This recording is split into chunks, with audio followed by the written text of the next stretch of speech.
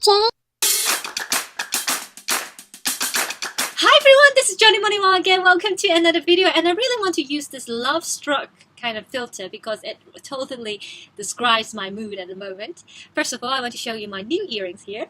And they are made by my students, and I bought it from her, and her designs are really good. I don't have an ear hole, so I don't actually have like normal kind of earrings. I do have an ear clip on it, so this is quite special. Among all the ear clipped earrings, I find this the best at the moment. So that's why I'm wearing it in this video to show you guys. The second new thing about me is, well, not actually new, but I did my nails again, and this time it's like galaxy style. If you remember, like long time ago, I had a mermaid kind of color style. This time I tried the galaxy style, aiming to try special colors only for once. I won't repeat the same style. And as you can see, well, a lot of it is gone because I did it like 2 weeks ago. 2 weeks ago. I did it 2 weeks ago. And I didn't have time to tell you guys because I was really busy. But now, well, at the moment I'm still very busy. But I do want to upload this video and tell you guys about the recent good news about myself because, well, my birthday is coming soon. Which means, after this 2 days, well, I'm pretty soon to become a 24-year-old, and since there's no going back to 23-year-old, I want to treasure this time. And this news happened, like what I'm going to tell you, happened during me as a 23-year-old. So before 24-year-old comes, I want to tell you guys about it. And this is probably one of the milestones of my life, even though it might not be a great deal for other people, but for me, definitely. So the news is...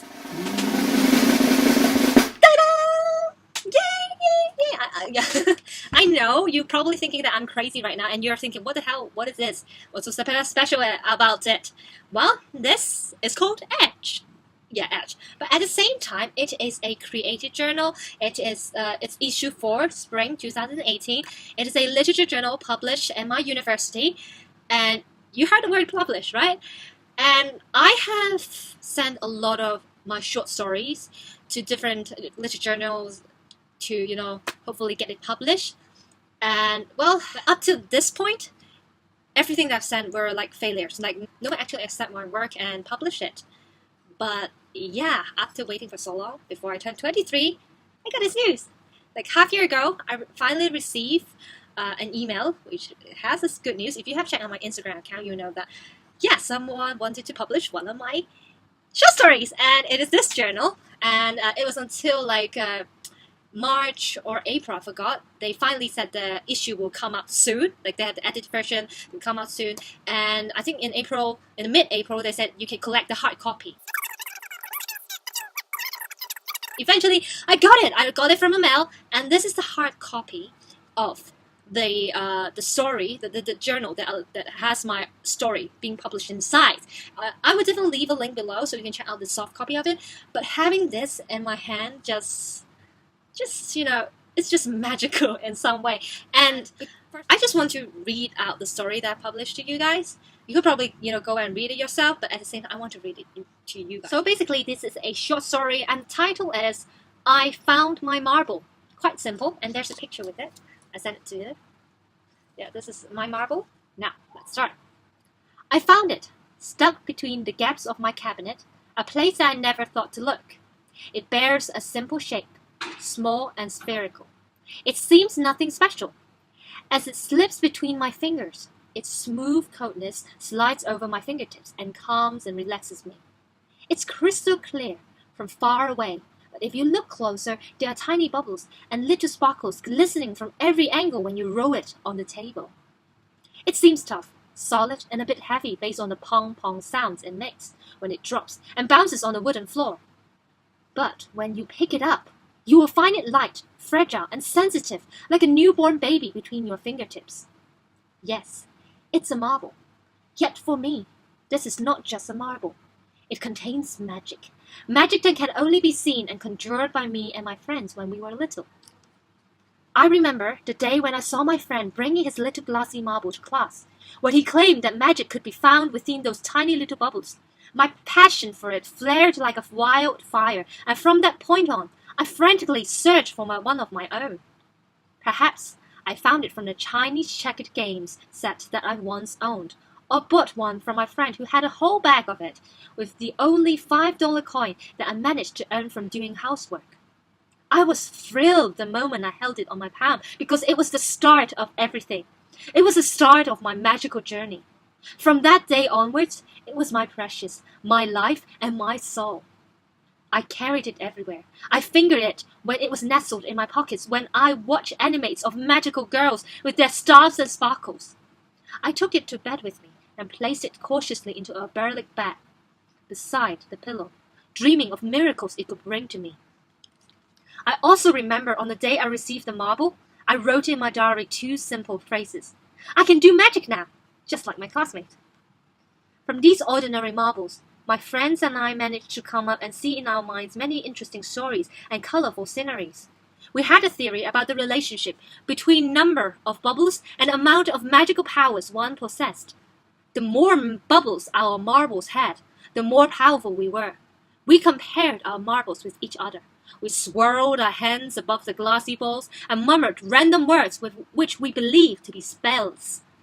We raised the marbles towards the trees and declared that we could control the movement of the leaves with the wind magic released from them. We placed our marbles on the tummies of our stuffed toys, believing that they would come alive at night because of the enchantment we had bestowed upon them. We looked through the glass and believed that we could see our future from within.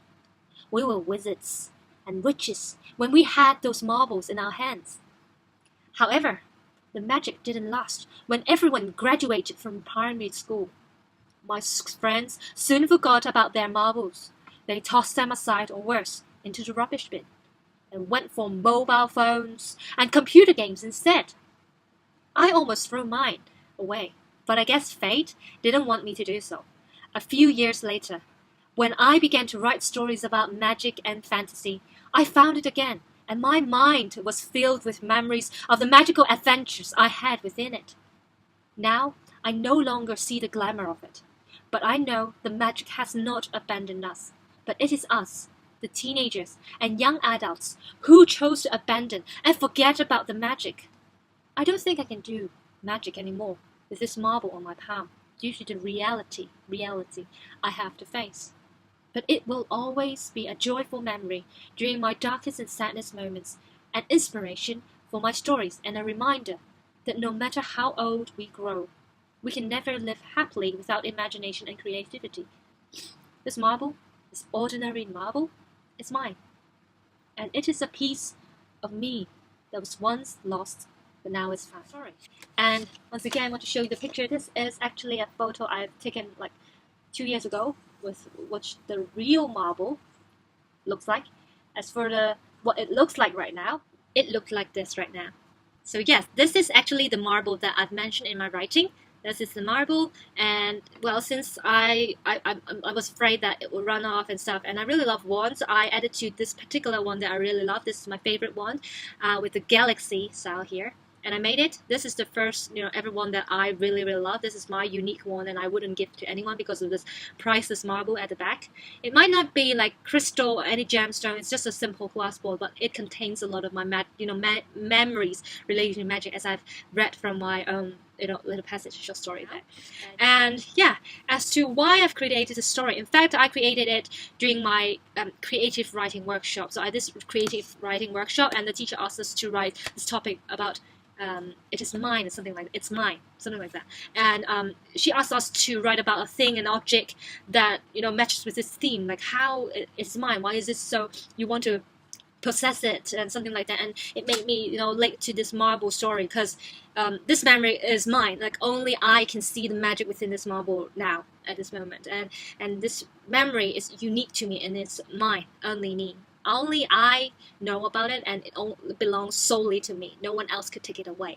So basically, that's why I wrote the story. And having this first story being published is like a milestone for me, because I've never had anything that I could show to the public or actually have someone to actually read it. A lot of my stories are stay hidden in my cabinets and drawers, and now we have this journal where not only basically I read other people's works in here as well. That means I probably have other writers here would actually read it, and some people who are interested in this journal would probably read it as well. And finally having an audience, giving feedback to your story and actually reading it, this kind of feeling is something I've been hoping for such a long time. Therefore, having this getting published is quite difficult. Like, even though perhaps this journal you might not know about it, but still there are a lot of requirements. There is standards in order to get it published. I've sent some work to this before and it was not successful, and now they finally accepted it. I feel like that's like improvement for me, something new for me, and it's just like a sign. You have signs all the time, signs that I could actually do it. I could